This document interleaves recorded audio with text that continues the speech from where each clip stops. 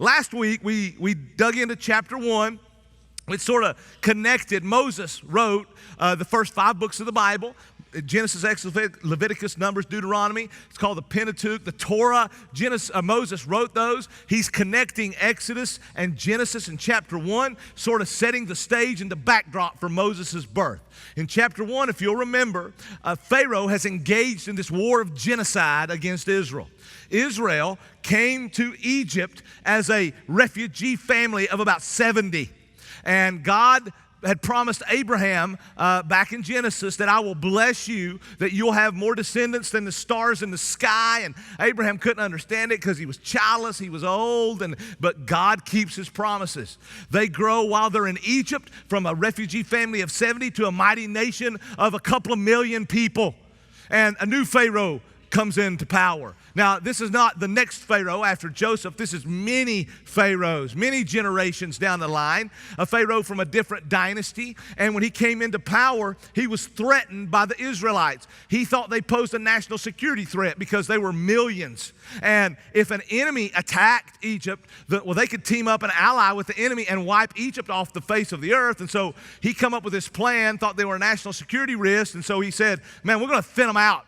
We're going to enter into this, do some ethnic cleansing. We're going to thin the ranks of Israel out. So he came up with a plan. Here's how we're going to do it. We're going to sort of do it very clinical, very quietly, and in a way that they won't really know what we're doing, but we're going to enslave them. And we're going to cause them to work so hard that we're going to force them to work so hard that the older men practically just die off because of the hard work. The younger men will be so tired because they're working so hard that they won't have time for pleasure. If you don't have time for pleasure, you won't have procreate, and so the numbers will thin. But it didn't work. It didn't work because God's plan was for them to be fruitful and multiply. So the harder they worked, the more they multiplied. So Pharaoh's like, what am I going to do? He come up with plan B. Plan B was to have the midwives to kill all the male babies at birth, the Israelite babies at birth, the males. Didn't work. It didn't work. They kept multiplying. Pharaoh's like, what? Not? So he comes up with plan C, extreme. And here he says, man, he ordered all Egyptians to just throw the male Israelite babies into the Nile.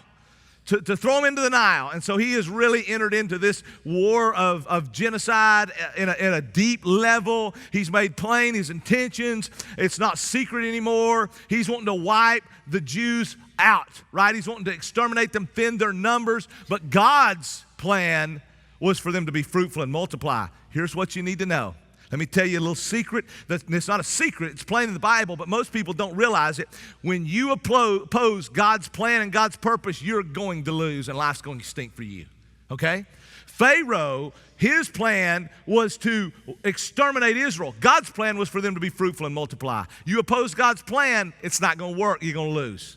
So it's important for you to know what God's plan and purpose is, because if you go against it, it's not going to be good for you, right? And so it's against this backdrop that Moses is born.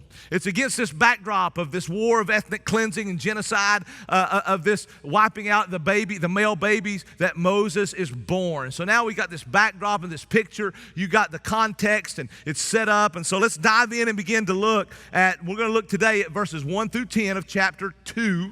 And you're going to learn, here's our bottom line. Our bottom line today is fight fear with faith.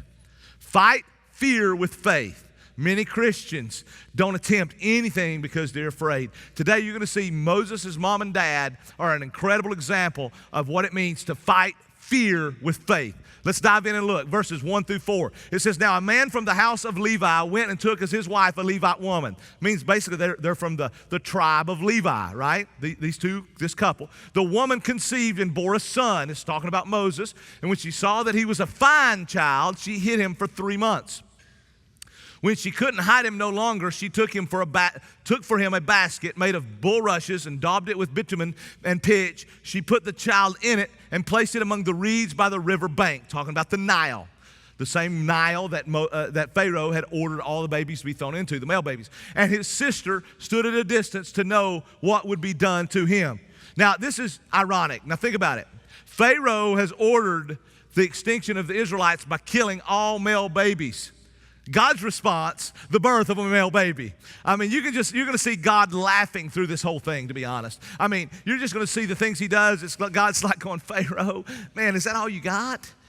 I mean, you seriously? I mean, Pharaoh had said, I want you to kill all the male babies. And so God's response is a male baby that's going to redeem the Israelites from Pharaoh's oppression, right? And so now we're not given Moses' mom and dad's name here.